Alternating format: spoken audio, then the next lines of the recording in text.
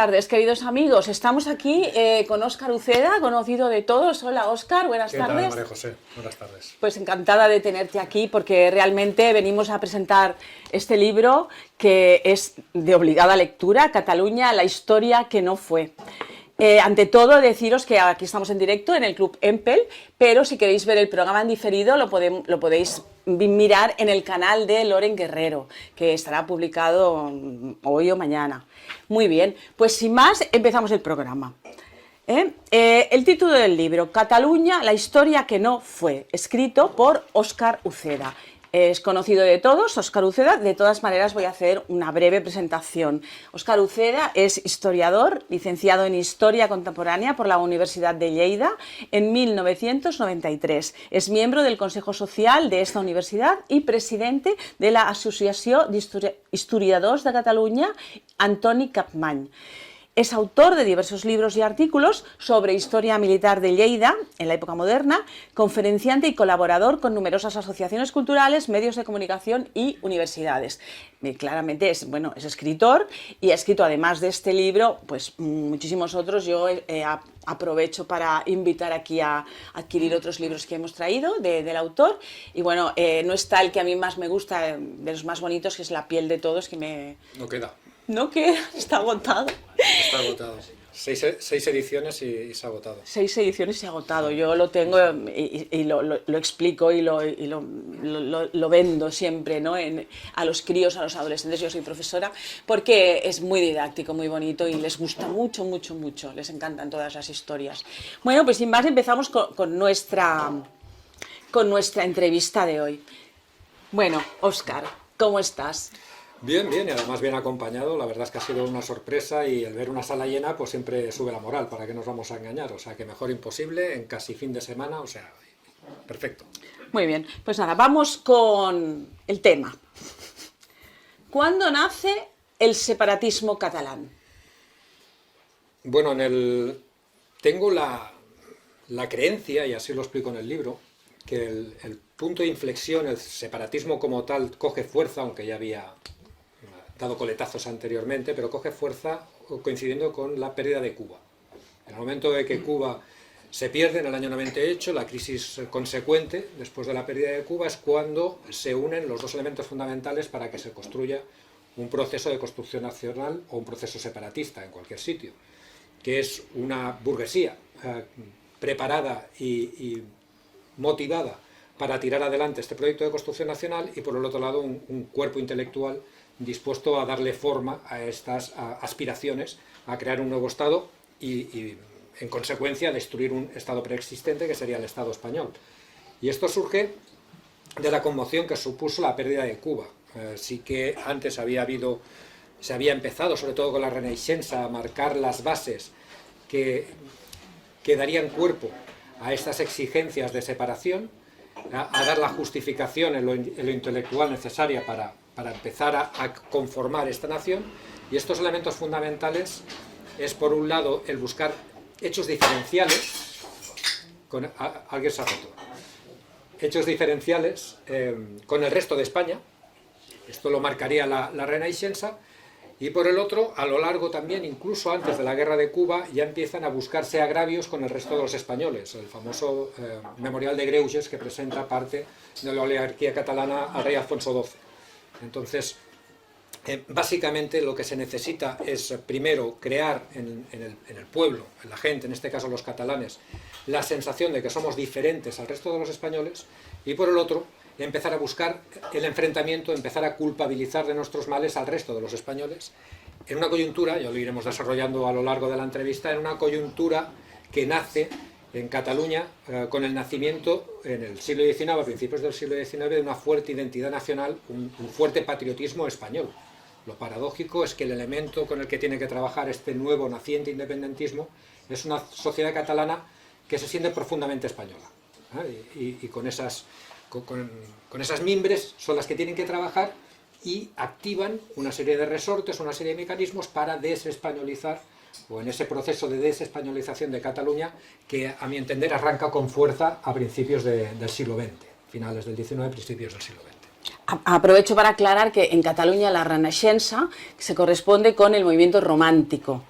Exacto, es un movimiento no es el natural, Renacimiento, digamos. Exacto, es un movimiento cultural sobre todo, que en principio no es independentista, sino que busca el doble patriotismo. Un ejemplo sería Víctor Balaguer, que llegaría incluso a ser ministro del gobierno español, que entendía la catalanidad como una forma de españolidad, pero que sí que es verdad que en sus obras, en el caso de Víctor Balaguer, que también es historiador, empieza a buscar esos referentes que acabarían siendo adoptados, históricos, me refiero a la historia, que acabarían siendo adoptados por el independentismo. La figura, el mito de Rafael de Casanovas nace en la Renaixença, el mito del 11 de septiembre nace en la Renaixença, y así otros muchos, como el mito de la Guerra de los Segadores, el mito de la nación milenaria, del pasado medieval fabuloso y democrático. Toda esta serie de construcción que no se ajusta a la realidad histórica se empieza a gestar con otras intenciones con la Renaixença. Y en el momento que llega la justificación política, entra lo político, en todo este meollo ya tienen la materia prima para trabajar en este proceso de desespañolización a través de la historia, como elemento fundamental para transformar, para hacer ingeniería social y transformar una sociedad. Sí, como apoyándose un poco en el folclore, ¿no? Que es la época esa del es lo que está de moda también en la época. El patriotismo romántico, digamos. Exactamente, pero que degenera por este, creo yo, por este factor desencadenante que sería la pérdida de Cuba, degenera en parte, que no toda evidentemente, en una parte pequeña entonces de la sociedad catalana, en plantearse que lo mejor es separarse de España. Sí, sí. Muy bien. ¿Qué quieren y cómo lo hacen? Así como concretamente, porque todo esto es un plan estratégico y bueno, exacto, detrás hay lo que hay. Vamos a ver. Bueno, explícanoslo bien. Yo a lo mejor, lo confieso en el libro, no sé si soy el único aquí, pero yo he sido independentista. Cuando era chaval, hasta que entré a la universidad, hasta los 18 años, era profundamente independentista, convencido además porque había leído mucha historia y porque creía que lo sabía todo. Y entro en la facultad además con la intención de llevar más allá, de conocer más de la historia de mi tierra y de mi pueblo oprimido, creía yo, por el Estado español, y es en la universidad cuando empiezo a poner en duda todo eso que yo había leído, todo eso que me habían explicado. Y es un proceso larguísimo y duro. Por eso yo puedo decir, porque lo he vivido y he estado dentro, yo puedo decir que el objetivo del nacionalismo, ya no hablo del independentismo, es la independencia. Punto. Ni encaje en España, ni nada de por el estilo. O sea, lo que se busca, el final último, lo demás puede ser un paso, un alto en el camino, pero el final siempre es la independencia. ¿Cómo lo hacen? Antes hemos hablado de las primeras pinceladas. Ellos encuentran una materia prima, unos catalanes que se alzaron en armas contra los franceses como el que más, que se movilizaron contra los franceses como el que más, y que solo hay que leer sus hojas de servicio, ¿no? Y sus súplicas que ellos mismos escribían de puño y letra al mando, pues estos catalanes que se alzaron en armas contra los franceses para ver que se sentían más españoles que nadie.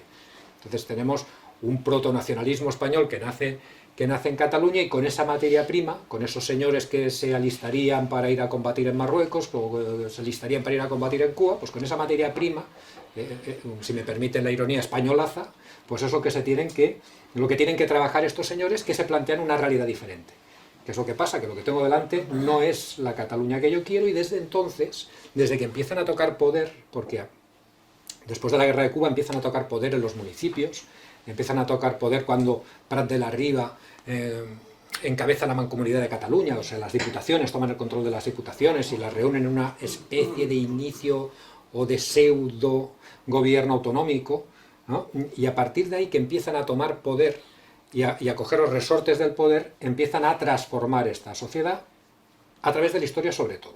Yo me insisto, hay dos elementos fundamentales. O sea, la historia se utiliza como cimiento para justificar este proyecto nacional, y se sostiene en una columna que es la lengua. Entonces, básicamente, ¿qué es lo que tocan? Pues Pompeu Fabra se encarga de la lengua y de unificar la lengua, porque ellos son diferentes respecto a los españoles, pero todos los catalanes somos iguales ante nosotros. O sea, no se tolera la diferencia interna en Cataluña, pero sí que se obsesionan en buscar la diferencia con el resto de los españoles, entendiendo Cataluña también, que es otra de las ideas fuerza del libro, que está muy presente en el catalanismo político y que tenemos que tener todos claro, es que Cataluña no es Cataluña solo, son los países catalanes. Es Valencia, es el norte de Francia, es el sur de Francia, perdón. Es decir, lo que pretenden es demostrarnos que soy diferente de un señor de Binèfar, pero que soy prácticamente idéntico a un señor de Perpiñán. Esta es la idea, con esto tienen que trabajar, esto es extremadamente difícil, pero por eso se usa y se toca la historia, un relato interesado de la historia, seleccionado de la historia, cuando no manipulado, cuando directamente no pasan a la mentira, y sobre una lengua que tienen que hacer común a martillazos, que es un tema que tampoco no me quiero meter demasiado porque no es mi negociado, pero con una lengua común, que tiene que ser común en todos los países catalanes. Sí, sí, sí, esa es la idea básica. Sí. Vamos a ver, el proyecto de constitución de la nación catalana ha tenido cuatro fases. ¿Cuáles son estas fases? Tú defiendes que ha habido cuatro fases, cuatro momentos, cuatro estrategias. Cuatro pasos. Cuatro pasos. El tema interesante es lo de la estrategia. Y ahora corto un poquito, sí, sí. Porque creo que es importante remarcarlo, y es a los que nos dedicamos a la historia, a los historiadores, a los que en el fondo, porque yo salí de todo esto, porque me apasiona la historia, y la historia no es lo que te gustaría que pasara, sino lo que pasó. Y cuando miras lo que pasó, pues a veces te gusta, a veces no. Pero tú te tienes que ajustar a lo que pasó, para eso eres historiador y no eres novelista. Esa es la gran diferencia. Entonces, ¿qué pasa con esta, digamos, con este interés que tienen de la historia, y esta necesidad por controlar la historia, y esta longevidad que tiene la politización de la historia en Cataluña? Que a diferencia de otros lugares de Europa llevamos 120 años en un proceso de construcción nacional permanente y con una injerencia de lo político y lo histórico permanente también, sobre todo en Cataluña. Y eso hace que el material que sale, como es un material que tiene en buena parte el de difusión, incluso el de educación, es un material con intencionalidad política, es un material adulterado.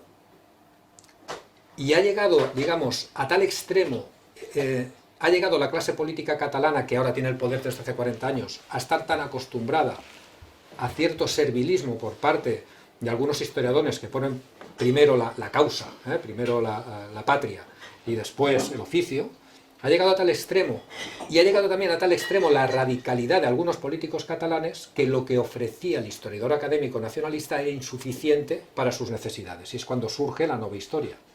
Que la nueva historia tiene la particularidad en Cataluña, que también lo indico en el libro, de que es Cataluña el único sitio en Europa hoy en día donde la historia o la pseudohistoria está financiada por un gobierno. Esto no es normal en Europa, es una anomalía.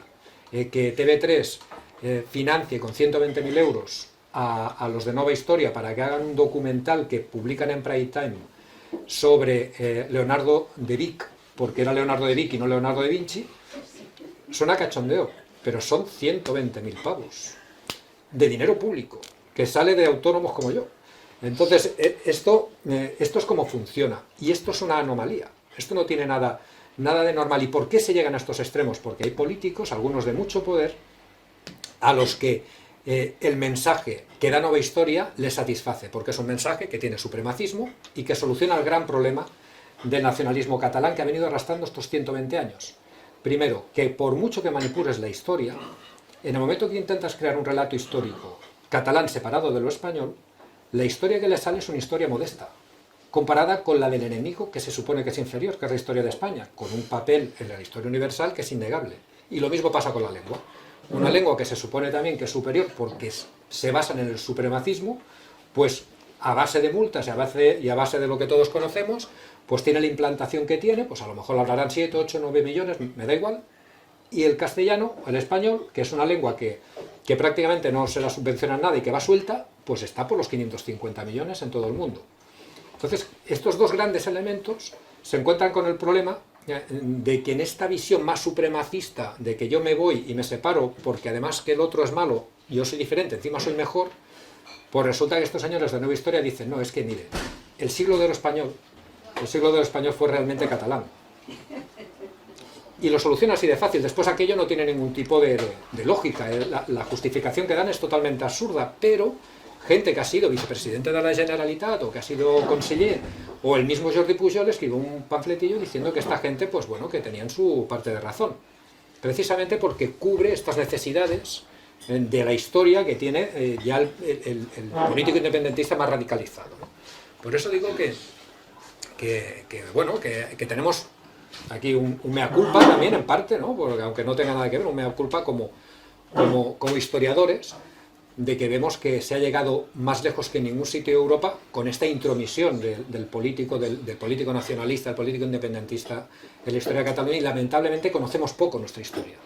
Y es una historia bonita, es una historia interesante, y es una historia compartida con el resto de España, que es también lo que quieren, es lo que hemos ido trabajando nosotros en nuestra situación, con el cambiar la preposición de no es Cataluña contra España, como pretendieron vender incluso historiadores académicos en el año 13-14, sino es Cataluña en España, que es donde nosotros queremos incidir en que hay una historia de Cataluña en España. Sí, sí. En uno de los últimos números de la revista Sapiens también han sacado lo de la guerra de independencia, entonces se ve muy bonito, la guerra de Cataluña contra Francia. Qué bien. Y entonces se ve un mapa pintado en el cual aparece Cataluña y España no aparece, es transparente, o sea, no existe. Y entonces Cataluña contra Francia, mira qué bien. Es una manera de... Les voy a explicar respecto a la guerra de independencia dos curiosidades. La primera, que dedico un capítulo en el libro, es el papel del Museo de Historia de Cataluña. Todo esto del control de la historia para transformar la sociedad catalana, en lo histórico, aparece en el programa marco, digamos, de transformación de ingeniería social para desespañolizar Cataluña, que es el programa 2000, que se filtra en prensa en el año 1990. En cierta parte, estoy a punto de que caiga en mis manos el documento completo. Me falta una última gestión y a lo mejor cae en mis manos el programa 2000 íntegro, ¿no? Tengo ganas de leerlo. Pero allí hay un apartado, hay una serie de notas, de anotaciones, de objetivos, de hitos que respecto a la historia consideran que son fundamentales para transformar, que la gente se vuelva independentista, hablando en román paladino. Pues uno de los hitos es conseguir el Museo de Historia de Cataluña. Siempre digo, y sobre todo si estoy en Madrid, digo que me digan dónde está el Museo de Historia de España, porque no sé dónde está, porque no está. Jamás ningún gobierno en España se ha planteado hacer un Museo de Historia de España. Sin embargo, Jordi Pujol, que es el padre de este documento, sí que insistió en que tenía que tener Cataluña un museo de historia. Y es un museo de historia que no tiene objetos históricos. No busquen, yo qué sé, algún elemento de verdad de que perteneciera a Jaume I o cosas por el estilo, porque básicamente apenas tiene objetos históricos y es un museo destinado a crear relato, a vender, a convencer a la gente de estos elementos básicos que decía, de que somos diferentes, no somos iguales entre nosotros, son el enemigo, nos iba mejor sin ellos y por tanto lo mejor es irnos, porque la historia nos dice que cuando hemos estado sin españoles nos ha ido de maravilla, ¿no? Este es el relato marco que te van ellos intentando demostrar en este Museo de Historia de Cataluña. Pues este Museo de Historia de Cataluña te dedica salas enteras a la Guerra de Sucesión el último año, que es el que interesa, los primeros no, que es los que tiene lo que tiene Lomollar, el último año. La Guerra del Segadors te habla del primer año, pero no de los 18 siguientes, que son los que tienen chicha, porque rompen el relato. Y en el tema de la Guerra de la Independencia, o Guerra del Francés, como le llaman ellos, que si hay una Guerra de la Independencia en la península, es la catalana, que fue el único territorio anexionado por Francia y que y luchó por su independencia de Francia, dedican un solo panel. Es una guerra incómoda, porque no es Cataluña contra Francia, no, es España con Cataluña dentro contra Francia. Y os voy a poner os he dicho que eran dos, pues ahora viene la segunda, que es un ejemplo de hasta qué punto estaba comprometida la gente en la causa española en 1808-1814. En 1812 estaban los franceses en Cádiz.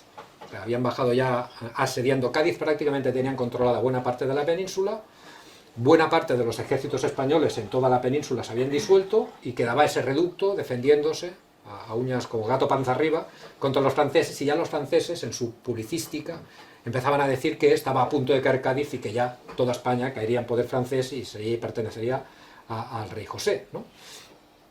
Cuando llegó la noticia, el único ejército que se mantenía en el norte operativo, ejército español, era el ejército español en Cataluña, y se mantenía gracias al apoyo civil. ¿En qué zona? Pues en Vic, en Olot, en el centro de Cataluña, que era donde...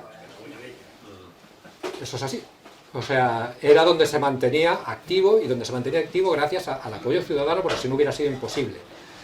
Comandaba el ejército español, que quedaban muy poquitos, quedaban 4.000 por aquel entonces, pero se mantenían firmes. Lo comandaba el general Lacy.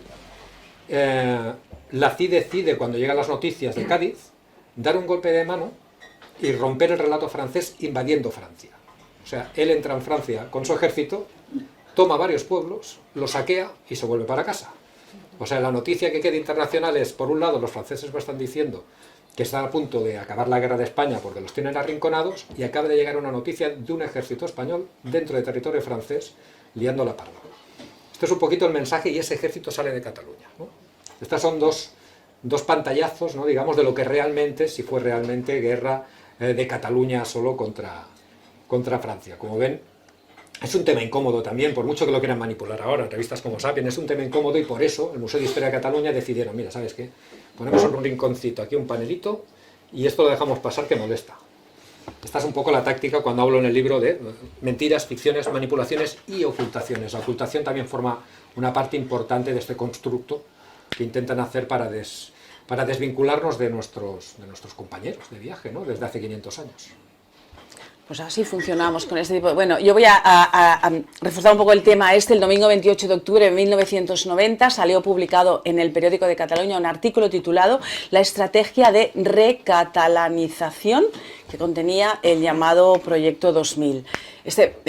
Bueno, fue Jordi Pujol el que lo impuso todo esto, y a mí me recuerda un poquito a la creación del Estado de Israel, ¿no? De hecho, Jordi Pujol viajó allí, y uno de los elementos con los que se encontraron cuando crearon el Estado era el tema de la lengua. Sí. Y entonces la normalización lingüística me consta, o sea, bueno, hay bibliografía por ahí, que copiaron justo ese modelo, de decir, bueno, como aquí cada uno viene de un sitio, sí, vamos a hacer un hebreo artificial para que todo el mundo hable lo mismo, sí, el hebreo estándar. No sé por qué me parece que lo copiaron un poquito en Cataluña, todo este victimismo extraño, ¿no? Porque realmente se ha convertido en la idea era una nación prepotente.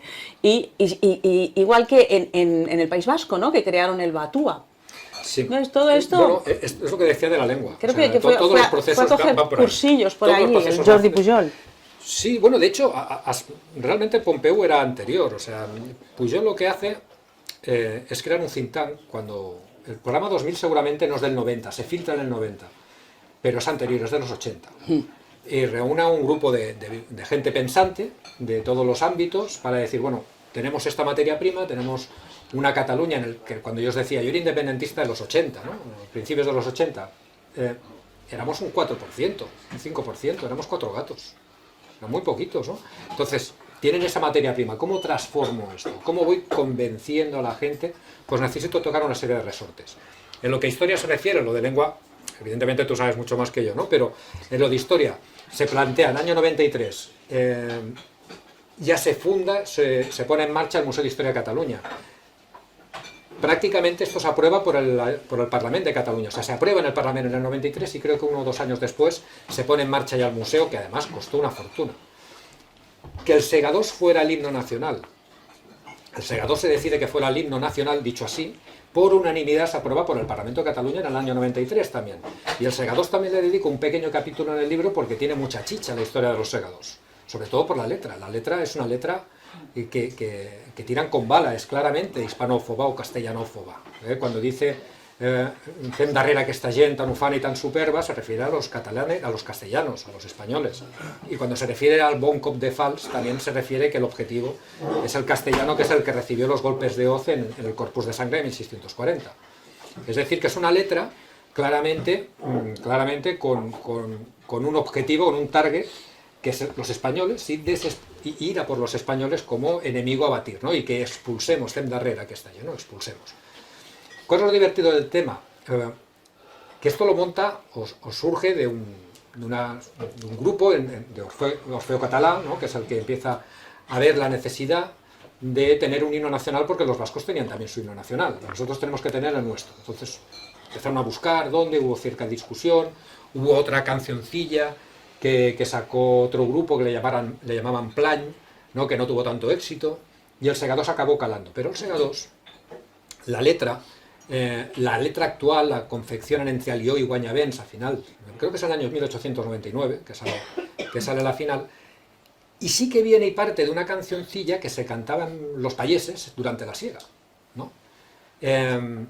Y esta cancioncilla, que se cantaba durante la siega, era mucho más rápida en cuanto a su tonadilla, ¿no? La melodía era muchísimo más rápida, y lo que ellos hacen es ralentizarla para que quede más solemne, fase 1, y la fase 2 le cambian la letra. La letra original, la que triunfaba, la que aún se cantaba en el campo en el siglo XIX, era Sega l'arran que la palla va cara, cuando decían lo de Bon cop de fals, defensors de la terra, en realidad decían Sega l'arran que la palla va cara. Aquí ven que es inocuo, ¿no? Pero en realidad la historia era una historia erótica, rijosa, de un segador jovencito que le entran ganas de orinar, y cuando se va al rincón a orinar, la mestresa pues le ve el tema y le manda a la criada para decirle, dile que venga a las 3 de la mañana a la habitación. ¿No? Entonces, claro, una de las cosas... No son muy políticamente correctas ninguna de las dos letras hoy día, ¿no? El segador que cantaba el segador iba de esto, ¿no? Entonces, cuando tiene una discusión muy divertida, cuando él llega a las 3 de la mañana, vacilando de que ya venía de estar con otras señoras y tal y cual, y le dice que si cuánto ha segado hoy, refiriéndose a cuántas veces ha estado con una señora, pues le dice, pues, no sé si dice 20 o 27, ¿no? El chaval tira alto. Dice 20 o 27. Y cuando dice, ¿cuántas segarás aquí? Dice, pues, ¿cómo era aquello? Sí, que cuando le pregunta que si viene de segar, ella le contesta que si sega amb lo que tinc sota el davantal. Exacto. ¿No? O sea que... ¡Qué horror! La connotación es evidente. No, es claro. Y después cuando él dice que cuando ella le pide más de uno, él le dice que no va a poder, y ella dice que ella le hará un sous, un butifarra, ¿no? Para que se tal. O sea, que se pueden imaginar... Muy simbólico. Es la típica cancioncilla, ¿no? Pues, que claro, cuando tú estás trabajando todo el día en la siega, no estás para mataremos, no sé qué, tal, no te estás poniendo de mala leche, ¿no? Sino que normalmente lo cantaban cosas divertidas, ¿no? Pues, los segados, pues era esto, era una canción más rápida, con una tonalidad diferente, y ahora claro, cuando te los ves, que se ponen así con la mano en el pecho y cantan así, y yo estoy pensando en la otra letra ya. Entonces ya pierde un poco la solemnidad, digamos, el momento, ¿no? No son serios, no son serios. No. Luego, mira, luego, ahora acabamos lo que es la exposición, porque si no, no nos da tiempo. Pero apúnteselo que estaré con usted. Sí. Perdona, es mi defecto. No te preocupes, que ya somos amigos, ya te conocemos, que eres muy entusiasta. Bueno, hablando del programa 2000, ¿has citado alguna de sus herramientas? Si quieres extenderte más sobre el tema. O... No, hay muchas más. Por ejemplo, se decide que se hagan documentales de historia y se hacen documentales de historia. Se decide que se hagan programas infantiles y se hace el Draghi, no sé si os acordáis, un dragoncito que iba explicando la historia de Cataluña y que iban también metiendo ideas fuerza. Se decide también, tema importante en la escuela, el controlar el contenido de los libros de texto. Se decide también que se tiene que controlar la alta inspección de educación. Y todo esto lo ponen negro sobre blanco y lo cumplen. Se le puede seguir como estos objetivos que tienen una finalidad muy clara, que tienen la historia como elemento fundamental. Para ellos controlarlo, pues lo tocan y lo van consiguiendo prácticamente sin oposición. Y nos encontramos en esta situación ahora precisamente porque estos señores han tenido un plan estratégico. O sea, lo de Jordi Pujol es un manual de cómo crear un Estado, con dinero de otro Estado. Una promised land, ¿no? O sea, lo están creando con el dinero del Estado que me quiero ir, lo estoy financiando. Y llevo 40 años. ¿O sabe quién lo ha hecho esto? ¿No? Y lo dices, se sabe, porque ya eso se filtró en los 90, pero no se hace nada. Es lo que hay, ¿no? Prevaricar se llama. Bueno, ahora mismo como se confunde lo de la secesión, prevaricación igual a amnistía, no sé, no entiendo nada, pero bueno, me lo tendrán que explicar. Bueno, entonces lo que a mí me ha llamado mucho la atención del libro, desde luego, es este intento de creación a partir de una locución, o sea, una construcción de ideas absolutamente falsa, desde la base de una nación, de un Estado, de un, no sé, sí. Es algo que como no existe, pues hay que crearlo, ¿no? Y me llama mucho la atención, ¿no? la similitud que tiene con otros estados que andan por ahí también creyéndose muy legítimos. Y esa frase, hay una frase en el libro que dice: quieren explicar el pasado desde el presente partiendo de un futuro soñado. Me parece especialmente brillante y me gustaría que la explicases bien, porque este juego de tiempos... Sí, esto se explica, por ejemplo, con los países catalanes. ¿No? El Museo de Historia de Cataluña es un museo de los países catalanes, no es un museo de historia de Cataluña. Tú entras en el Museo de Historia, que también es esto, vale la pena verlo, está muy bien hecho. Realmente es un buen museo en el aspecto de comunicación, porque comunica muy bien, otra cosa es el contenido. Pero se llama así, Museo de Historia de Cataluña, tú entras, la primera visita es prehistoria, que dices, a prehistoria no me van a tocar nada. Parece evidente, pues la primera, te encuentras un panel que dice el homínido más antiguo descubierto en Europa es catalán. No tanto. No se trata de nueva historia, se supone que tal, y te ponen yacimiento, tal. Y pone que está en Rosselló. Digo, Rosselló es una población que está al lado de Lérida, 7-8 kilómetros. Y digo, pues yo paso todos los días y no me he enterado. Digo, ¿cómo puede ser? A ver dónde estará. Miro bien en pequeñito y dice, está en Tauteúl, Rosselló. O sea, en Tautevel, Rossellón, en Francia. Entonces, claro, ellos ya cogen y te dicen, en el actual territorio catalán, encontramos que no sé qué, te empiezan a poner el actual territorio catalán. Es decir, la primera ya te dicen claramente que es una visita al Museu dels Països Catalans. Es decir, de una entelequia, un proyecto, porque jamás ha existido los Països Catalans. Los Països Catalans aparecen por primera vez con este nombre con Fuster en el 62. O sea que edición 62 se llama así por eso, ¿no? Entonces, es un proyecto, es el futuro. Como Euskal Herria, ¿no? También la Euskal Herria nunca ha existido. Entonces, si querían hacer un museo de historia que abarcara el Rosellón, que abarcara Valencia, porque yo que sé, hablan del famoso Aldas catalán, pero que es mallorquín, ¿no? Etcétera, o hablan, ellos es un museo de estos territorios, de Valencia, de la franja aragonesa, de lo que ellos consideran países catalans. Si querían hacerlo desde un punto de vista histórico, escogerlo de la corona de Aragón. Porque entonces ya tienes, pero no meten a Zaragoza, no meten a Teruel, porque consideran que no son de los países catalans. Es un museo de algo que queremos, de un futuro. Entonces, a partir de ese futuro, desde el presente, están explicando un pasado para justificar este proyecto de presente. Entonces yo cojo lo que quiero ser, yo fabrico un relato de lo que yo pretendo ser, diciendo que lo construyo a partir de la historia, de lo que se supone que pasó, y además mentira, que funciona. Bueno, es un conjunto de todo, es que además no es solamente... Mentiras, falsas mentiras, ocultaciones... Se manipula, se toca, se selecciona. Bueno, pero siempre con el mismo objetivo. Es que es muy sencillo. Si entendemos que el concepto es, primero, que se cree, que te consideres diferente al resto de españoles, lo primero que quieren conseguir. Lo segundo, que los odies, porque básicamente es eso. Tú tienes que sentir rechazo hacia los españoles. ¿Por qué? Porque es que cuando nos iba muy bien, pero llegaron aquí con el compromiso de Caspe y metieron a uno de la dinastía Trastámara, y a partir de entonces un desastre, y todo lo malo viene de ellos, viene de los españoles, cogido como un ente extraño. Entonces, claro, funciona realmente como funcionan todos los nacionalismos. O sea, prácticamente todos funcionan igual, ¿no? ¿Con Z o con C? No, pero es porque que es lo lo del mismo. nacionalismo ya le pondría la Z Claro, ya pero directamente. es que es lo mismo, es lo mismo. Pero insisto, aquí el agravante, el hecho diferencial de verdad en Cataluña es que llevamos 120 años con la cantinela. Claro, no acaba de triunfar, ni tampoco acaba de desaparecer. Y eso genera unas tensiones sociales que cada vez son peores. Y ahora lo estamos viviendo, lo del 17, lo que está pasando ahora no es casualidad. No es casualidad. Y se ha llegado tan lejos porque desde el momento que tú le das a unos señores unos recursos ilimitados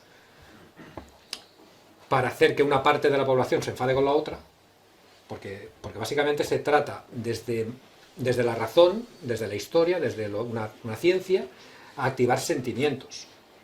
Y son estos sentimientos de rechazo. Y se funciona con el rechazo. Tú te quieres separar de alguien con el que estás unido.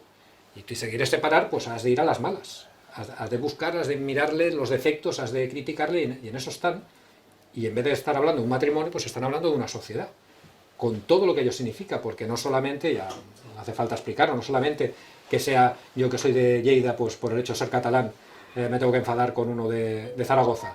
Es que entre los que están aquí ya se están creando fricciones, y es lo normal que se generan en este tipo de procesos, que se alargan en el tiempo y que poco a poco pues ha llegado un momento que la convivencia cada vez se está haciendo más difícil, pero tiene esta explicación. O sea, tiene esta explicación porque hay un proyecto. Hay un proyecto de hacerlo, una idea final, unos recursos, y que esto continúa hoy en día en marcha con la misma fuerza que siempre. Pues sí. La verdad ha dejado de ser una entidad ontológica, se ha convertido en un cuento, ya no responde al logos, y esto es el hecho diferencial de Cataluña. Yo creo que el Museo de Historia de Cataluña, yo siempre hago la broma, ¿no? Porque empieza con un banderolón impresionante de la bandera catalana, que yo no he visto una cosa igual en mi vida, y dentro ya es el parque temático del separatismo. Claro, es que aparte de... Ahora ya han perdido un poquito la vergüenza, por decirlo de alguna manera. El Pujol era un tipo inteligente. Tenía una frase esta de avui paciència y demà independència. O sea, él era muy consciente de que no podían buscar la independencia. Se ve que, por lo que me han dicho ahora, gente que lo conocía, que la que apretaba en casa por el tema de la independencia era la mujer, que era muy chavalante, ¿no? Pero él era consciente de que eso no se podía conseguir, que tú primero tenías que transformar a la sociedad, porque si no, las tensiones creadas pueden ser... Entonces tienes que al menos tener una mayoría social suficiente para lanzarte a la piscina. Y él trabajaba a largo plazo, él crea un programa estratégico y tiene paciencia, y él es consciente que a lo mejor moriría y no vería la independencia, pero sus nietos sí, ¿no? Pues esto es como se plantean las cosas estas de los estados y las naciones, ¿no? Lo hizo a largo plazo. Pero esto se rompe en los últimos años, les entra la prisa, y es cuando empiezan las tensiones, cuando esta avui paciència y demà independencia pues se acaba truncando, y sobre todo, paradójicamente, cuando la entrada yo creo que históricamente podemos hablar que se arranca realmente con el tripartito. A partir del tripartito, pues, la situación, digamos que se acelera, y este proceso a largo plazo se rompe, y al romperse también se fractura se fractura el proceso, digamos, pacífico de transformación, y ya se activan los conflictos que hemos vivido en los últimos años, ¿no? Y los que vamos a seguir viviendo. Y los que vamos a seguir viviendo, ¿sí? ¿Crees que actualmente el separatismo catalán está viviendo su edad de oro? Sí, por supuesto, tienen el poder, tienen los recursos, y ahora da la casualidad que por un elemento que es característico que arrastramos desde la transición, pues tienen la capacidad de gobernar o de incidir en el gobierno de España. O sea, ¿por qué se ha hecho fuerte los nacionalismos periféricos? Porque se crea un modelo con la transición, pensando que si se encajaba a los nacionalismos dentro del proyecto común español, pues se solucionaba el problema de los nacionalismos. Ya os he comentado al principio, cuando yo era independentista, nacionalista, como le queréis llamar, yo tenía muy claro que el objetivo no era encajar, que era separarme, y así han pensado siempre los separatistas. O sea, ese modelo de intentar ceder por el encaje no funciona. Estos señores lo que quieren es irse. ¿Qué es lo que ha pasado? Que la ley electoral, o tal y como está articulado todo, hace que desde siempre los partidos independentistas hayan sido claves en la gobernabilidad de España. Y si no han sido claves, que esté siempre la posibilidad de que mañana lo puedan ser. Y eso ha hecho que tengan una fuerza que está por encima de su peso político real. Y eso ha hecho que se haya ido transformando la manera de gobernar en España, y que estos señores se las haya ido dotando de las herramientas de Estado para transformar este Estado desde dentro, el Estado español, y destruirlo, para convertir un nuevo proyecto de Estado que serían los països catalans en el caso de Cataluña. Sí. Óscar, dinos 3 razones para leer tu libro, que desde mi punto de vista, para todos, es imprescindible para poder iniciar de una vez por todas una verdadera batalla cultural. Porque no es por nada, pero es un libro muy didáctico, muy bien explicado, muy bien estructurado, se lee solo, y bueno, hace falta que tengamos argumentos de peso para poder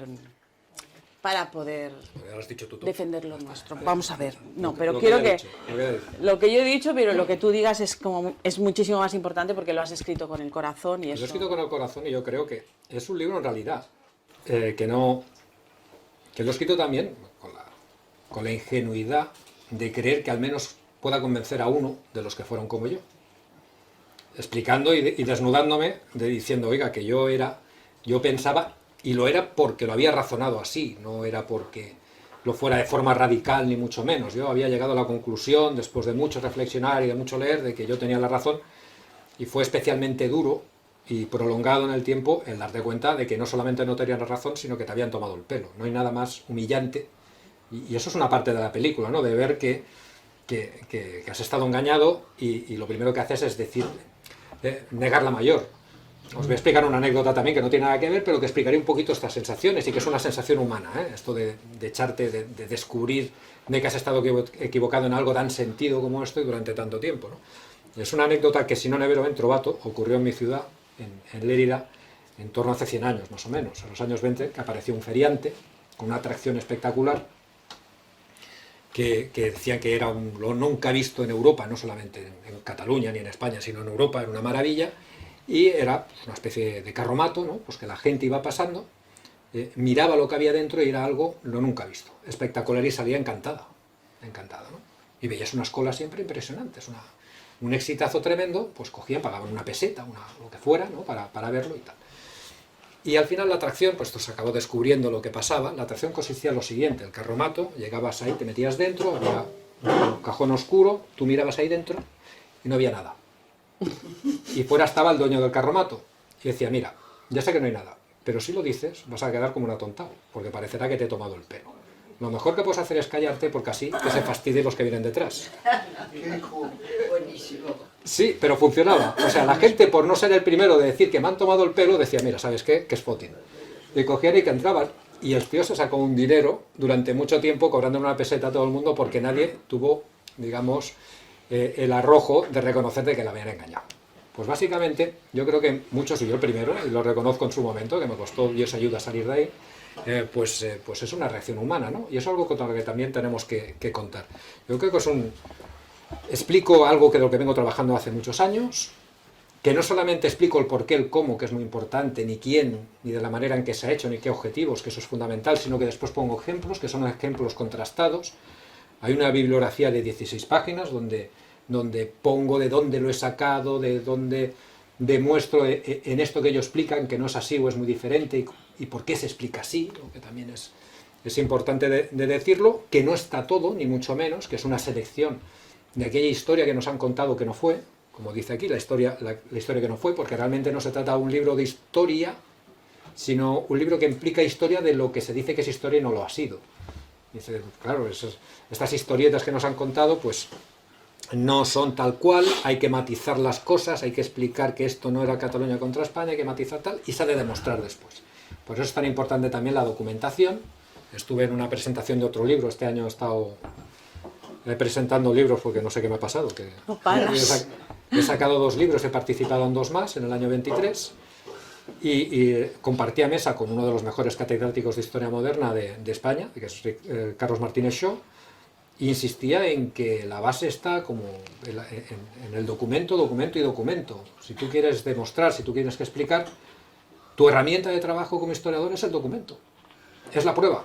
Esto es como un investigador, un policía, ¿no? Que tiene que mirar quién es el asesino, pues lo tienes que demostrar con pruebas. Esto funciona igual. En el momento que metes lo sentimental o te cae simpático el asesino o alguna cosa, pues ya no estás haciendo tu trabajo, ¿no? O sea, tú tienes que ser imparcial, tú tienes que mirar todas las pruebas, ponerse encima de la mesa y a partir de ahí razonar unas conclusiones, ¿no?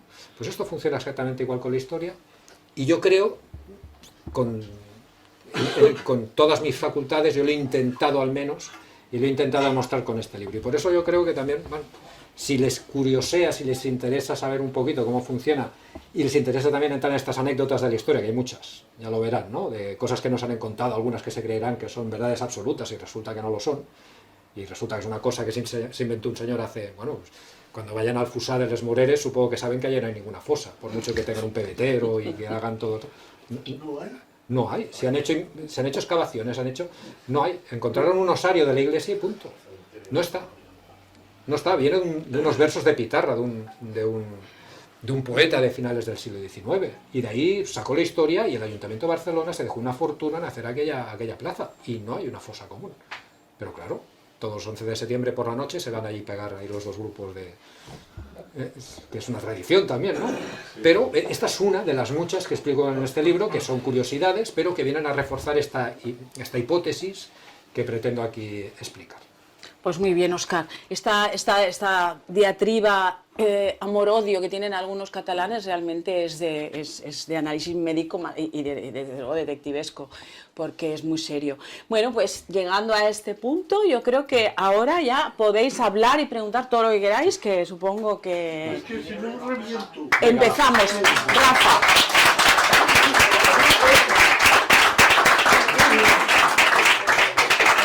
Rafa, venga, venga.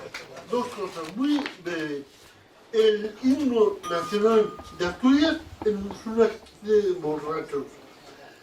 Segunda cosa, realmente no les interesa la independencia, porque si se independizan les cortan el suministro que viene de España. Tercero, me encantaría que me hablases de la batalla de Madrid contra los franceses.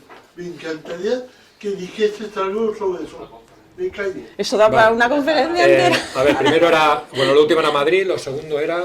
Que no les interesa. que no les interesa. Porque económicamente. Sí, económicamente les interesa y te voy a explicar por qué. Y es, No, les cortan el flujo. yo te explico, a lo mejor te vas a caer de la silla. O sea, agárrate, que vienen curvas. No, agárrate que vienen curvas. Y además lo han hecho ya. La deuda histórica. Una vez consigue la independencia, fase 1, consigue la independencia, vamos a suponerlo. Lo que es la comunidad catalana se independiza. Fase 2, reclamación territorial. La reconstitución dels països catalans. Reclamarían la franja, etcétera, etcétera. Valencia, incluso si pueden, ya le pegarían mordisco a los franceses, que no pueden, por ahora. Pero a saber, la historia de aquí 200 años, a saber. Segunda fase. La tercera, el pago de la deuda histórica. Eso sí que no. Que yo la reclama, ya, Eso sí que no. ya. Tampoco que no la independencia. Yo te digo su plan. Su plan es... Me voy primero a Cataluña, después me como lo demás y después voy a por la tercera fase, que tú me vas a pagar porque has estado ocupándome militarmente durante 300, 400 años. Ese es el plan. Y ya lo han pedido. Es que Puigdemont ya pidió, no eran 500.000 millones o algo así, una barbaridad. Ya lo ha pedido. Ya lo ha pedido. Sí, ya lo he pedido, sí. Ya lo ha pedido. O sea que, cuidado con esto, que hay mucha gente... Yo conozco gente en Madrid que ya está tan cansada, decepcionada. Yo considero que muy equivocada. Poco favor nos hacen, es decir, que se vayan ya, que se vayan ya estos catalanes, que estamos hartos, que no sé qué, porque así nos los quitamos de encima. Digo, que te los quitas de encima. Va a ser peor. Claro, es normal, es que todos los sistemas así, todos los nacionalismos expansivos como es este, porque es ya lo ha dejado claro, ¿no? Que no se conforma con solo Cataluña, que quiere lo demás, vas a tener un problema, y encima vas a tener una nación independiente, con un ejército, que casi es tan grande como tú, porque es el 40% de España en renta per cápita y en población son los paísos catalans, que ellos llaman, es Valencia, Cataluña, tal, y encima, pues, agresivo y con reclamaciones territoriales, y encima con exigencias económicas, porque no sé qué, que serán excusas, pero si te pueden pegar el mordisco te lo van a pegar. O sea, y todo esto no me lo invento, o sea, ya lo ha pedido, o sea, no es que aquello que lo quieran pedir, ya lo ha pedido Puigdemont a Sánchez. O sea, ya se la ha puesto encima de la mesa. Cambiando una cosa. Juan Carlos, también. Sí, De uno en uno. Tiene que hablar más gente, Tienes que ir para dar la cola otra vez. Y otro día hablamos de Madrid. Tranquilo. Oscar, Me había... Oscar, Bueno, más que una pregunta, una reflexión. Lo sabía, no es noticia nueva, tú eres indepe. Entonces la reflexión es la siguiente, como tú encontraste la luz. Hay dos caminos para eso, lo digo por ti y por todos los independentistas. Hay dos caminos. Uno es que conseguiste tú, por una introspección personal tuya, Sí. de una reflexión interna, de leer documentos, y llegaste a ese punto, que eso lo conseguiste porque estabas en la Facultad de Historia. Sí. Si tú hubieras estado en la Facultad de Medicina, o de Derecho, o de Económicas, ahora serías indepe. O en la Facultad de Historia de otros sitios. Si estuviera en la Facultad de Historia y tuviera a Oriol Junqueras de profe, como estaba en el Autónomo... No, pero quiero decir que tú como historiador, Claro. o sea, hay dos ciencias exactas, las matemáticas y la historia. Sí, Entonces, sí. en matemáticas no te pueden decir que 2 y 2 son 5. Y en historia no puede convencerte, si tú te esfuerzas, que Cataluña tiene derecho a la independencia porque es una nación previa. Con lo cual, tú yendo a las fuentes, llegaste a esta conclusión. Sí. Lo digo Y porque me el otro enseñaron historia de camino- verdad, El camino es el introspectivo interno personal Claro. tuyo y de otros indepes. que es complicado. Y luego hay el otro camino, que es el complicadísimo, que es el del convencimiento, que ese no funciona. Por ejemplo, la Inquisición y la Iglesia de Roma, cuando surgió el luteranismo, grandes santos e inquisidores, papas y doctores de la Iglesia se reunieron horas y horas y horas y días con luteranos para convencerles de la realidad de la fe, y no los convencieron en su herejía. Persistieron en la herejía. Sócrates, en el juicio de Sócrates, les dijo al tribunal: yo os convencería que soy inocente. El problema está en que este juicio va a durar un tiempo. Yo no tengo, me vais a dar 2 horas para que me defienda 1 hora. Ahí está yo la no os clave. puedo convencer de mi inocencia. Ahí está la clave. Creo que Sócrates también estaba equivocado, porque si hubiera durado un juicio más, tampoco los hubiera convencido. Quiere decir que lo bueno, el caso tuyo, y acabo ya, es que al ser historiador, libros como el tuyo, que lleguen, porque estáis bien que hoy vendas libros, pero no vas a convencer a nadie de los que están aquí, pues están convencidos, pero tus libros que lleguen a los indepes, y alguno de ellos conseguirá que venga al lado de la luz. Esto es una lágrima en la lluvia. Esto es una lágrima en la lluvia, pero es una lágrima. Si hubiera más, porque te lo voy a decir, de la misma manera que ellos consiguieron pasar de un 4% de independentistas a un 40%, haciendo una labor de ingeniería social con paciencia durante 40 años, si tú haces lo mismo, vas a conseguir el mismo resultado. Por esto es matemática. Esto es matemática. Eso es el poder. 40 años ostentando el poder de la Generalitat. Complicado, ¿eh? No, complicado. No, de la Generalitat o del gobierno. Pero si la clave no está en Barcelona, si esto ha pasado porque pasa en Madrid, si la decisión final de que esto vaya como vaya, desde siempre, desde el minuto 1, es en Madrid. La clave está en Madrid. Entonces, al momento que tú le has ido dando cuerda y que les has ido permitiendo, pues ha pasado lo que ha pasado. Pero con tiempo, sin duda, que esto tiene un retorno. Porque... y se puede empezar también, como hacen estas asociaciones, como hace Somatens, como hace Historiadores de Cataluña. ¿Cómo empieza el movimiento nacionalista, digamos, de última generación, digamos, el que estamos viviendo ahora? ¿Cuándo nace Òmnium Cultural? Nace en el 61, 62. Nace con Franco. Y se supone, evidentemente, y bueno, y uno de los fundadores falangista. Y claro, esto empieza en un ambiente hostil hacia ese movimiento, supuestamente. Y ellos empiezan a hacer su labor de picar piedra, y de ir a los pueblos, y dando charlas, tenían una especie de autobuses que eran librerías, donde eran libros en catalán, hacían clases de sardana y aprovechaban en los grupos de sardana a enseñar catalán, etcétera, etcétera, hacían su labor de transformación social. Pues bueno, picando piedra. ¿Cómo se cambia? Pues haciendo lo mismo. Que no tenemos, que los de arriba, que el poder no lo hace. Pues bueno, pues si tú vas... mira, presenté el libro en mi ciudad, en Lérida, en una asociación de armats, y entre el público pues había gente de todos los colores. Y yo hice la exposición, la hice en catalán, y hubo gente que era evidentemente que era independentista, que preguntó, y algunos me compraron el libro. Y espero que se lo lean, y espero que si tienen preguntas, espero que al menos abran la duda, ¿no? Aquello digo, bueno, oye, pues a lo mejor puede... que es una pequeña cosa, que es lo que te decía yo, es una lágrima en la lluvia, pero a lo mejor un montón de lágrimas es cuando hace efecto. Y se ha de hacer picar piedra, picar piedra, picar piedra. Que al final los de arriba se ponen las pilas, estupendo. Que no, tampoco me voy a quedar parado. Exacto, muy bien. José, te toca. Bueno, a ver, yo estoy totalmente de acuerdo con tu análisis y nada más con esto que has dicho al final, es decir, el picar piedra. Pero bueno, yo quería hacer, primero una pequeña aportación y después una pregunta. Esto que has dicho de esta idea metafísica, ¿no? El libro de Prat de la Riba, La Sociedad Catalana, es un libro muy curioso, que además se contradice el mismo, acaba hablando de Cataluña, la España gran, ¿no? Pero hay un momento muy divertido que dice, cuando los fenicios llegaron a la península, ya se dieron cuenta que los habitantes de lo que ahora es Cataluña y Valencia ya eran diferentes de nosotros. Es curioso porque estos eran los íberos, los demás eran ligures, ¿no? Sí. Y luego, bueno, sí, todo esto es cierto, pero yo creo que ahora ya la cosa va por toda España. Es decir, Cataluña catalantera, ¿no?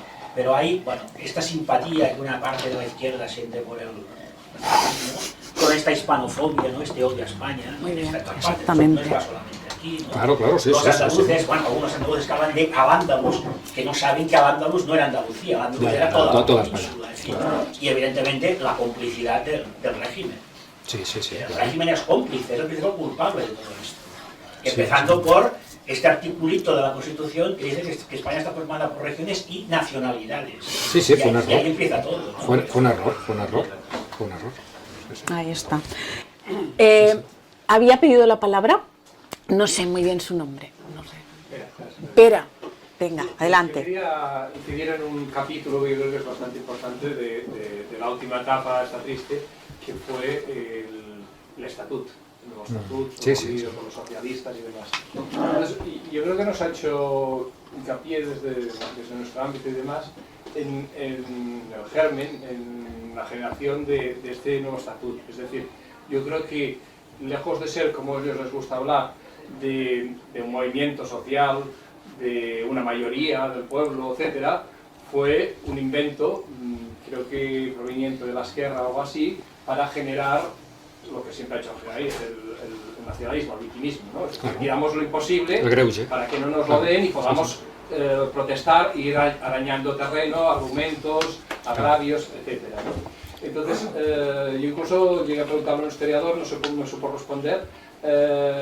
¿Se sabe realmente quién se inventa el hecho de hacer un nuevo estatuto con toda esta idea perversa de victimismo y de seguir con lo mismo, pero apuntando más fuerte? Sí. Primero la nota más interesante. Antes de que se empezara a mover el tema del estatuto, creo que es el CEO, hizo una encuesta, a ver cuánta gente le preocupaba, ¿usted qué preocupación tiene? Tal, cual. Respecto a un nuevo estatuto, creo que estaba rondando aproximadamente el 1% de la población. 1%. Esto explica muchas cosas, de cómo sí que se puede movilizar a la gente y se le puede activar a la gente con una campaña publicitaria. A veces pienso que si en vez de el gobierno de la Generalitat, en vez de querer que seamos independentistas, quisiera que lleváramos coches eléctricos, ahora todos llevaríamos coches eléctricos, porque nos habrían convencido destinando en publicidad y pues lo mismo que han destinado en intentarnos convencer que no somos españoles, ¿no? Hay una frase que me encanta de cuando entrevistan a Pla en el 74 que dice, ¿no? ¿Qué es un catalán? Dice, un catalán es un ser 100% español al que ahora le han dicho que tiene que ser otra cosa. Pero a base de propaganda, de la misma manera que las grandes marcas de coches que se gastan fortunas en publicidad para que compres coches, o las colonias de Navidad que se gastan fortunas en publicidad para que compres, esto es lo mismo. Y pueden hacer, con estos recursos inacabables que tienen, pueden hacer y transformar a la gente y crear de una necesidad que nadie tenía. Al final lo repiten tanto que, por ejemplo, esto en su día lo miré, lo del estatut, de no decir nada. En Catalunya Informació, que yo hago mucha carretera, y una de las cosas potentes que también pone el programa 2000 es que tú las radios catalanas que domina la Generalitat las puedes oír en todos sitios. O sea, te metes en el rincón más insospechado, pierdes hilo con cualquier radio, pero Catalunya Informació la estás escuchando siempre, no pierdes el hilo. Pues es que a la media hora van dando las noticias de forma repetitiva, cada media hora van repitiendo. Pues cogían y el tema de estatut, llegué a contar una vez, creo que eran 30 y pico veces en media hora repitieron la palabra estatut. Tienen la consigna de meter, ¿no?, en la cabeza pues una necesidad. Es propaganda, es publicidad, esto es una manera más de publicidad. Entonces la gente, estatut, no para de oír estatut, al final le preocupa el estatut. Y se lía la que se lía. Y yo creo que no solamente es Esquerra, que también estaba Maragall en el tema del estatut, y después sobre todo Zapatero cuando dijo que él aprobaba todo lo que le venga de Cataluña, ¿no? O sea que todo aquello fue un despropósito que llevó a esto, ¿no? Que lo que hizo en el fondo es acelerar, porque entra un gobierno diferente, por ejemplo, las multas lingüísticas que existían pero no se aplicaban, llegan ellos y las aplican a saco. Ellos quieren ser más papistas que el Papa, ¿no? Y pues lo que hacen es activar todos estos resortes de forma que de la técnica de Pujol, que era la de la ranita, que metes en el agua caliente, tibia, y la vas calentando y acaba cocinada y no se entera, pues le meten fuego de golpe y la ranita se entera y salta. Que esto es lo que pasa con, una manera de ver, una manera un poquito gráfica de explicarlo, pero yo creo que es lo que pasa con el estatut, ¿no? Que él activa y a partir de ahí es cuando se desencadena, digamos, se pone el acelerador y es cuando las tensiones en Cataluña estallan, ya porque se lleva demasiado lejos. Muy bien. ¿Hay más palabras? Adelante. Lo que acaba de decir de la ranita, que poquito a poquito se va haciendo, y eso se ha producido de forma muy inteligente. Yo me quedé muy sorprendido con ICECO, aquí cerquita, en el Pelayo, que el profesor de catalán nos propuso 3 temas para realizar un trabajo que teníamos que, en primer trimestre, que teníamos que entregar al tercer trimestre. Yo escogí un documento de la Dirección General de Política Lingüística, que era del 81. Yo me quedé de piedra al leer aquel documento, porque planteaba en el 81, hay que situarse en ese momento, el monolingüismo. En el 81, con un gobierno de coalición y recién llegados al poder, con un gobierno de coalición. Sí. Yo me quedé de piedra. Y con el tiempo lo fueron haciendo. Yo lo rebatí, lógicamente, porque además ponían como ejemplo Suiza. Yo conozco muy bien la historia de Suiza, porque mi madre es suiza. y estudié en la Escuela Suiza aquí de Barcelona, conozco muy bien la historia suiza y lo rebatí. Hice el trabajo y lo rebatí. Porque hice unas bilingües en Suiza, donde todas las calles están en los dos idiomas, los rótulos es libertad absoluta en poner los dos idiomas, con uno en otro los dos, en los institutos o federales los profesores tienen libertad absoluta para hablar en un idioma en otro sin coacciones, etc. Bueno, y a través de la historia, aplicando la historia de Suiza para eso. Y lo fueron logrando poco a poco, que me quedé muy sorprendido. Y hubo una anécdota de mi clase, que había gente de la burguesía catalana. Y uno empezó en medio de la clase, cuando pusieron la fiesta de la diada, estamos celebrando una derrota, ¿cómo es posible esto? Y había otro, que era hijo del historiador Ainhoa de las Artes, que respondió, es que nosotros no celebramos una derrota, sino el espíritu que nos llevó a la derrota. Y así fue ya el caldo cultivo ya de la burguesía catalana de aquella época, ¿no? Bueno, del 11 de septiembre tiene su miga, porque no sé, el mensaje no es que celebre una derrota. El mensaje es que esto es un partido que no ha acabado, de que el 11 de septiembre es un punto y aparte. En el año 2007 me llamaron para hacer conferencias con una fundación cuyo presidente era Oriol Junqueras.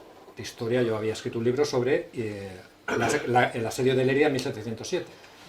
Y él organizó una serie de conferencias en torno a la batalla de Almansa de 1707. Entonces le escuché por primera vez, yo no lo conocía, le escuché por primera vez pues, de qué palo iba y su relato, ¿no? Y en el año 2007, que no era político, él era historiador, era profesor de la Autónoma, acababa sus conferencias sobre el 11 de septiembre diciendo una frase que és allò que ens van prendre per les bayonetes la conseguirem per les urnes. Año 2007. En el año 2007 ya sabían, o ya tenían, yo lo he escuchado y se puede ver en YouTube y todo esto, ya sabían, ya tenían el proyecto en mente de que aquello era un punto y aparte, que aquellos nos lo quitaron, pero aquí no ha acabado, aún lo celebramos, aquella Cataluña soñada que dice que perdimos las libertades, o sea, pero ¿qué libertades? O sea, era una Cataluña pues de feudal, de época feudal, cuando la libertad o las libertades en aquel momento se referían a las leyes escritas en un libro. No era un concepto de libertad en el concepto actual. Para ser cargo público en Cataluña pues tenías que pertenecer a la élite, ¿no? Al alto clero o a la nobleza o a la pequeña nobleza. Como ahora. Igual, sí, un 5%, pero es que además para escoger los cargos se hacía mediante insaculación. Es decir, una mano inocente de un niño que sacaba una bolita y salía tu nombre. Y eso eran cargos muy bien remunerados. Imagínense la fiabilidad que tenían cuando hemos visto hace 2 días, creo que era en Úbeda, cómo va esto de la insaculación. No sé si han visto al hombre, la tómbola aquella que sacaba la bolita y era la cuñada, ¿no? la que había ganado. 2 veces. 2 veces, ¿no? Entonces, digamos que era un método de, adulteradillo, ¿no? de cómo escoger cargos públicos. De hecho, las constituciones de 1702, que es como se llamaban a los fueros, en las Cortes de 1702 fueron muy discutidas porque el rey, viendo de lo que iba el tema, desde 1652 me parece, decidió reservarse el derecho a desinsacular aquellos cargos públicos que no fueran de su agrado, porque a veces le metían alguno que no le interesaba, ¿no? Entonces él tenía el derecho a destituirlo, era desinsacular. Y estuvieron discutiendo buena parte de las Cortes porque querían arrebatarle al rey este derecho.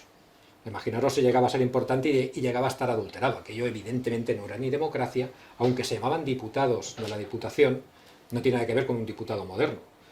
El que llaman ellos presidente de la Generalitat de época moderna, que dicen que llevamos 130 y pico, era el diputado eclesiástico, le llamaban entonces. Era el de los representantes de la Iglesia, creo que eran 3 o 4, el de mayor edad era el que ocupaba el lugar preeminente y le llamaban el diputado eclesiástico.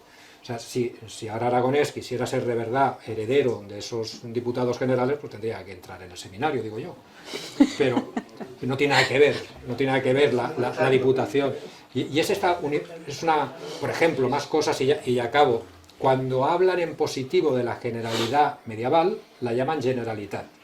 Cuando hablan en negativo, porque por ejemplo fue la que encabezó la represión contra la rebelión campesina de los remensas, la llaman Diputación. Y así ya juegan muy bien y lo hacen con la idea de, evidentemente, no hay que manchar el nombre de Generalitat hay que mantener una idea, ¿no? Marco, ¿no? De que es estupenda y es fantástica y viene de antiguo, y cuando es mala la llamamos diputación, Ya. ¿no? Entonces va un poquito así. Cuando hay un jugador de tenis catalán que lo hace muy bien, el catalán no sé qué. Cuando lo hace mal, el español ha fallado la bola y tal y no sé qué. Bueno, es el juego. ¿Va así? Es el juego. Así de simple. Sí, sí, Rafa ha puesto la última palabra. Que si Carmen, por cierto, que quería participar, y la tengo aquí apuntada y no estaba yo. Es igual. Carmen. Yo quería preguntar una cosa. ¿Qué importancia ha tenido el cráneo mayor de los catalanes del doctor Ruber en ese supremacismo? El cráneo. A ver, También los vascos sí. han tenido su RH negativo. Sí, sí. Bueno, y más reciente, que es porque a ver, en la época del doctor Ruber ya era normal, porque ya estaba de moda esto de medir cráneos, ¿no? Muy divertido porque el doctor Ruber llegó a la conclusión de que los cráneos de los catalanes y el resto de los españoles eran diferentes, exceptuando los de Balaguer, que es una ciudad que está muy cerca de Lleida, que siempre que voy a Balaguer lo digo, ¿no? Porque el doctor Ruber dice, bueno, vosotros tenéis un cráneo muy raro porque el doctor Ruber lo midió, ¿no? Y es una parte, digamos, que le dedico un capítulo en el libro, que es la parte, digamos, que también incómoda para el nacionalismo, que tiene unos orígenes también dentro del raciales, ¿no? Ellos defendían de que los españoles eran semitas y los catalanes eran arios, ¿no? Después le quería Sí. decir que me está preocupando mucho cómo ven a los catalanes en el resto de España. Eso Sí. me preocupa mucho. Sí. Si usted conoce algo, porque antes al menos se les consideraba como gente muy industriosa, porque había una industria que no había en la mayoría de los sitios.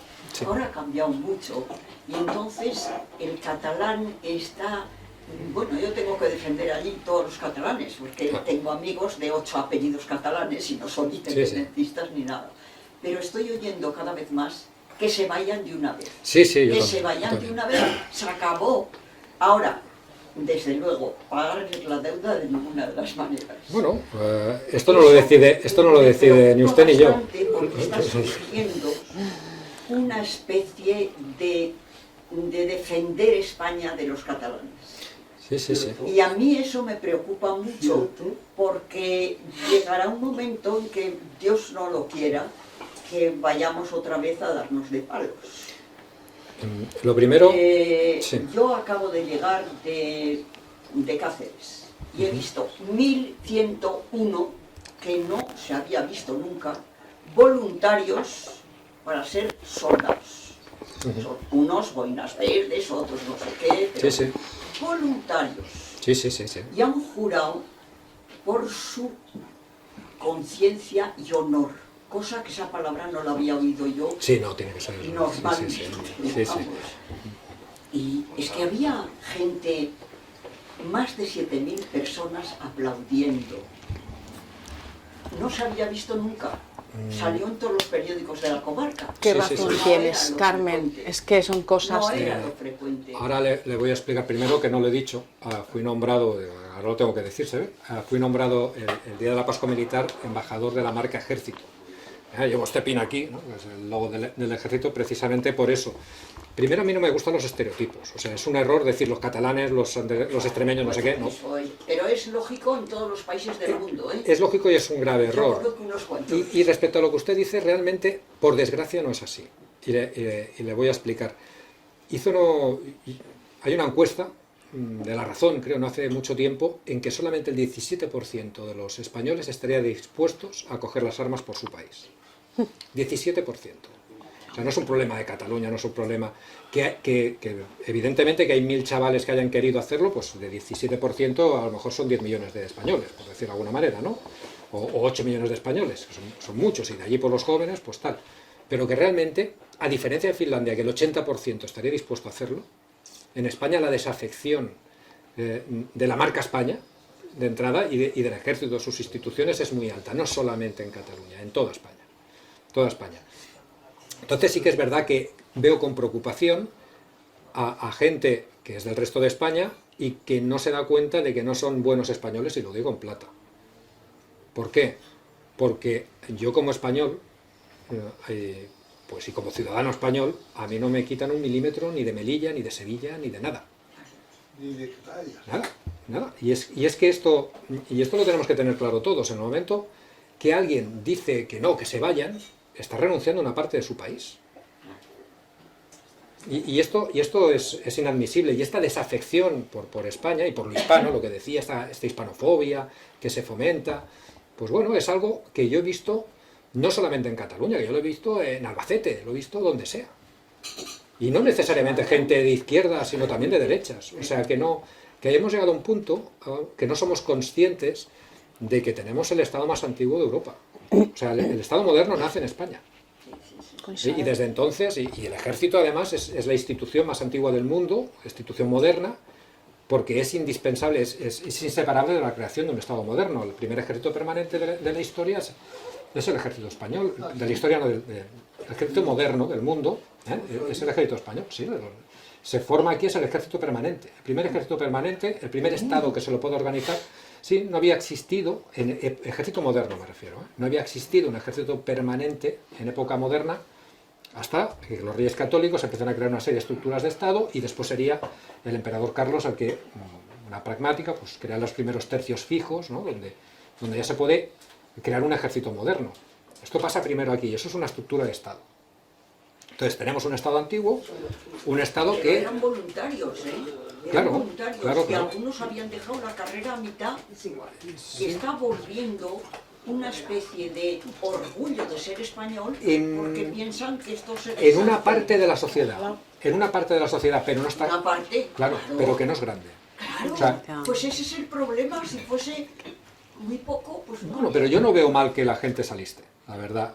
O sea, no lo veo en absoluto y que es normal también que decida, y hay gente que también lo hace por sentimiento de aventura, cuando se es joven, pues dices, y la verdad es que no es mala cosa alistarse, no es mala cosa alistarse, y son pocas las plazas, porque parece que hay mucho, pero en realidad el ejército español, el ejército de tierra es muy pequeñito, son 80.000.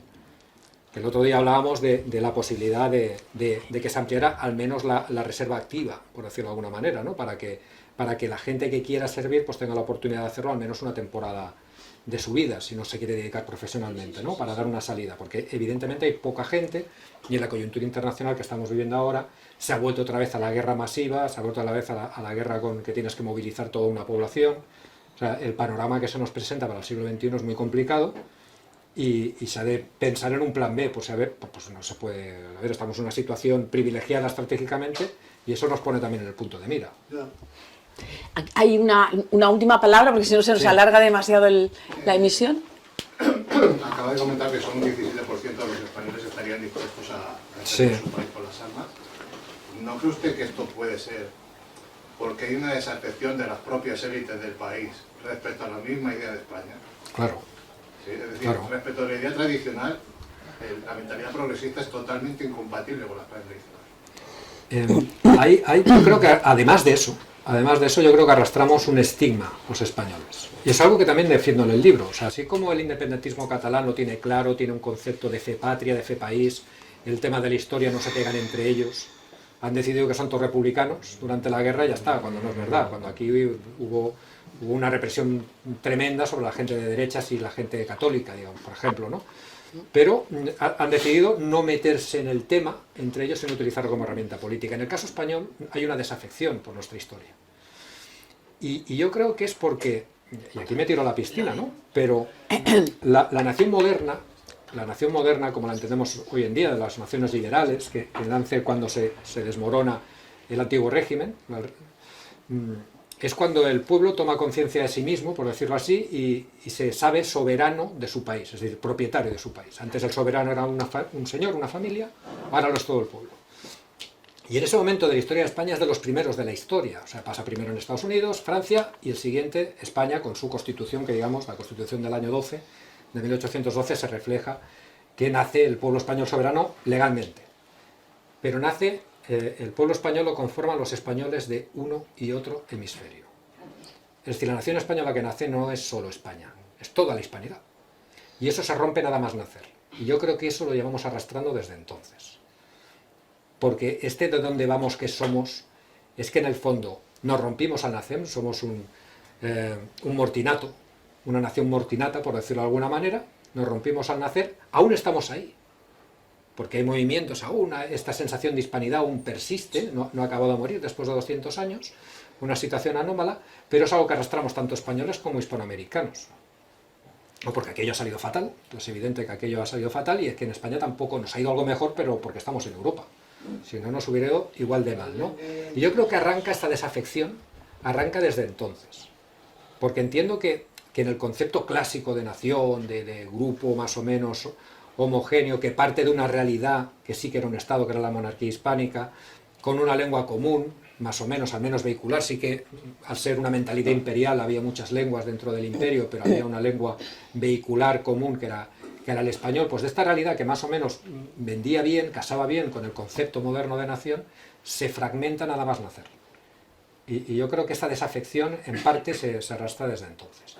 Y creo que la solución, apuesto aquí, que yo estoy metido en temas hispanistas y soy muy soñador en este aspecto, es buscar vías de entendimiento con otros países hispanos. Yo creo que la salida para ganar también un objetivo común de futuro y que nos, como decimos en Cataluña, que ens engresqui a tots, sería ir por aquí. Bueno, hasta aquí la conferencia. Creo que las palabras de Óscar, estas últimas, nos llevan a una conclusión que es importante. Hay que recordar que la generación del 98 tuvo un planteamiento crítico con respecto al tema de España y desgraciadamente ha sido muy manipulado y tomado de una manera que ha generado pues con esa mala intención, en lugar de ese regeneracionismo que se quería conseguir, una crítica absoluta y mortal hacia España. Creo que habría que revisar todo este ideario. Y bueno, hasta aquí es la segunda edición de Verdades Lisas. Muchísimas gracias, Óscar, y a todos los que estáis aquí. Yo creo que ha quedado claro. Hay que comprar el libro porque es imprescindible. Bueno, pues muy bien, Óscar. Muy bien. No, está como